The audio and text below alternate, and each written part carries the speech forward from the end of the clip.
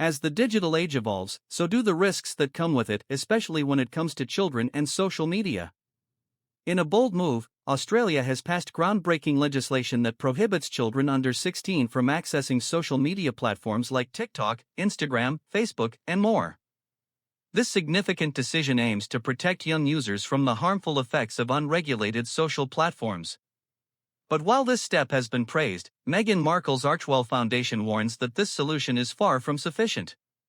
In a statement titled "Australia Takes Bold Action to Protect Kids Online." But it shouldn't have come to this. The Archewell Foundation applauded Australia for its decisive move to protect children. However, it emphasized that the law is only a temporary fix for a much deeper problem in the technology industry. The statement declared that while Australia is stepping up to safeguard children, the tech companies themselves continue to remain largely unaccountable, and their harmful business models remain largely unaddressed. The foundation highlighted the critical moment this legislation comes at, describing it as a strong signal that the minds of children should not be treated as commodities to be exploited. Meghan and Harry have been outspoken advocates for better online safety measures for children. And while they praised Australia's new law, they warned that the ban merely functions as a band-aid to the deeper problem of broken designs and exploitative incentives in the tech industry. The foundation made it clear that children today face a digital landscape where cyberbullying, radicalizing content, and algorithmic manipulation are all part of the social media experience. They stated, "We've heard from too many grieving parents," referencing the countless families whose children have been harmed by the very platforms that claim to bring people together. The statement painted a stark picture of how children have become collateral in the pursuit of profit for tech companies. But it's not just about the dangers. Social media does have a positive potential. Platforms can foster creativity, community, and support, especially for marginalized groups like LGBTQ+ youth and individuals struggling with mental health issues.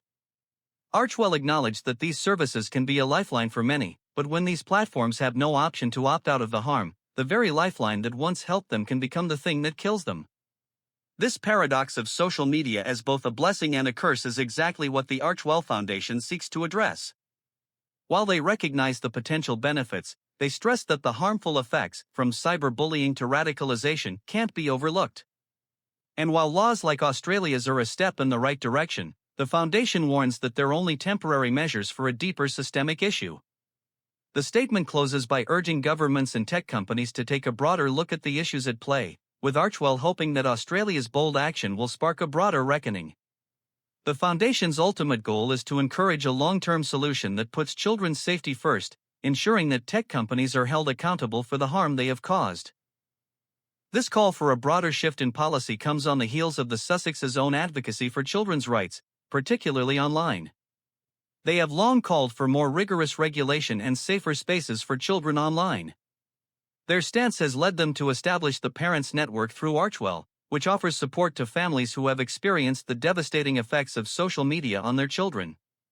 As the world watches, one thing is clear: Australia's bold move is just the beginning of a much-needed global conversation on the relationship between children and technology. And as for Meghan and Harry, they remain committed to this cause, hoping that society will finally prioritize the protection of young people over the profits of tech giants.